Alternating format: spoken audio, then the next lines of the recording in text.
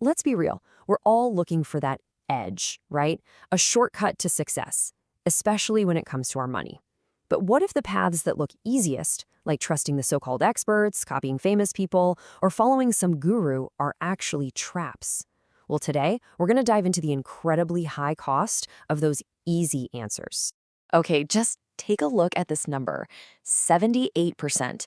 Let that sink in for a second. It's a huge majority. Now, in the world of finance, a number this big usually screams success. But in this case, it represents a pretty shocking and widespread failure. So what could it possibly be? That's right. 78% is the number of former NFL players who, according to a report from Sports Illustrated, are either bankrupt or under serious financial stress just 2 years after hanging up their helmets. Think about that. These are people who make millions of dollars. It's a pretty jarring reminder that a massive income doesn't automatically protect you, and that pretty much anyone can fall for the common myths about money. And this brings us right to our first huge myth. This belief that financial experts, with all their charts and data and experience, can actually see the future. History, though, well, it tells a very, very different story. Consider this quote. This wasn't said by some random commentator on TV. The man who said this, Irving Fisher, was one of the most brilliant and respected economists of his time, a total rock star in his field.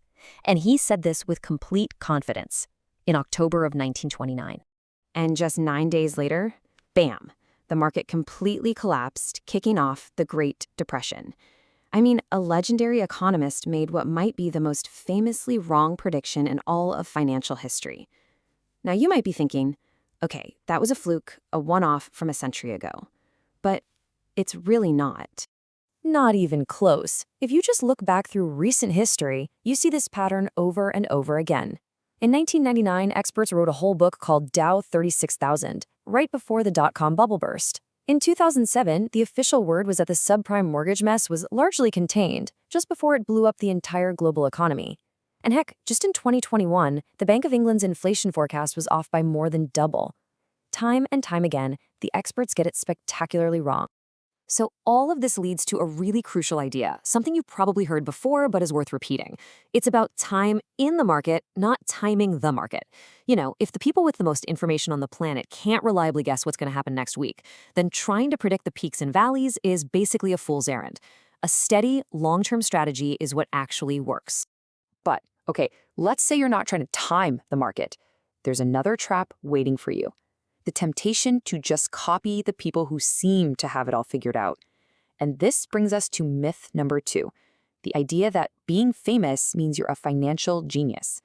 As we're about to see, being wealthy is not the same thing as being wise. $400 million. Just try to wrap your head around that number for a second. According to Forbes, that's roughly what one of the most famous boxers in history, Mike Tyson, earned over his career. We're talking about a life-changing, generational fortune. So where did it all go? Well, Tyson spent money like it was an infinite resource. I mean, the cash just poured out into 6 mansions, a fleet of over 100 cars, and a personal staff of more than 200 people. As he later admitted himself, I took care of everybody else, but I never took care of myself. His entire financial world was built on sand.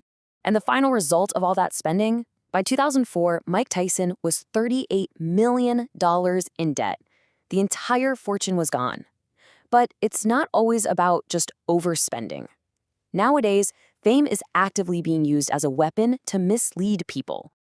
And a perfect example of this is the pump and dump scheme. It's a really modern twist on an old fraud, where a celebrity's hype and influence are used to artificially inflate the price of a risky asset, like a new crypto coin, only to leave their fans holding the bag when it all comes crashing down. The playbook for this is surprisingly simple and kind of scary. Step 1, you get the celebrity hype. They post about some new token.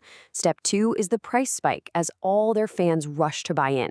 Step 3 is the dump, where the celebrity and the other insiders sell all their shares at the highest price. And finally, step 4 is the crash. The price plummets, and all those regular folks are left with something that's basically worthless. So, fame can be used to actively scam people. But you know what? Sometimes the financial damage is caused by something way simpler, just plain neglect. Take these 3 musical icons. Besides being absolute legends, what do you think they all have in common? The answer is that none of them had a clear, formal will. And the result for their families was just chaos. As you can see here, it took 6 years to sort out Prince's estate. It took 30 years for Bob Marley's, and an unbelievable 37 years to settle the massive $2.5 billion fortune of Howard Hughes. It just goes to show you that fame and fortune offer zero protection from a simple, basic lack of planning. And this leads us to our third and final myth. The idea that there's some financial guru out there who has a secret formula for wealth that can work for absolutely everyone. A great case study is Cathie Wood's famous ARK Innovation Fund. After some incredible returns in 2020, she was hailed as an absolute genius, and billions of dollars poured into her fund. But a later analysis by Morningstar found that from 2014 to 2023, her fund was one of the biggest wealth destroyers of the entire decade, losing investors a staggering $7.1 billion. Turns out, one amazing year doesn't make you a permanent genius. And here's the fundamental problem with the whole guru approach. This quote really nails it. Your financial life is totally unique to you. A generic one-size-fits-all plan that's being sold on TV or social media, well, it just can't possibly account for your specific goals, your specific risks, and your specific circumstances. So if we can't trust the forecasts, and we shouldn't copy the famous people, and we have to be skeptical of the formulas, what's left? What are we supposed to do? Well, the answer isn't another secret shortcut. It's about having a durable process for making better decisions. The legendary investor Ray Dalio has this really powerful equation. He says pain plus reflection equals progress. He argues that our mistakes, our failures, the painful experiences, those are actually our greatest opportunities to learn. Instead of trying to avoid the pain, we should lean into it and reflect on it to get better. And this idea is the engine that drives his whole 5-step process. You start by having really clear goals. Then you have to be honest and identify the problems that are blocking you. But you don't just stop there. You have to diagnose those problems to find their real root causes. Only then do you design a plan and actually go out and execute it. It's this powerful, repeatable loop for constantly getting better. And the most important thing here is that this is not a get-rich-quick secret. It's a timeless, reliable system for thinking clearly and making high-quality decisions, whether that's in your finances or in any other part of your life. It takes work, it takes reflection, and it takes discipline, the exact opposite of a shortcut. So as we wrap this all up, we're really left with a choice. The financial world is just filled with so much noise. You've got the loud shouts of predictions, the blinding glare of celebrity hype, and the slick promises of the gurus. The alternative is the much quieter, more deliberate work of building a reliable process for yourself. The only question is, what will you choose to listen to?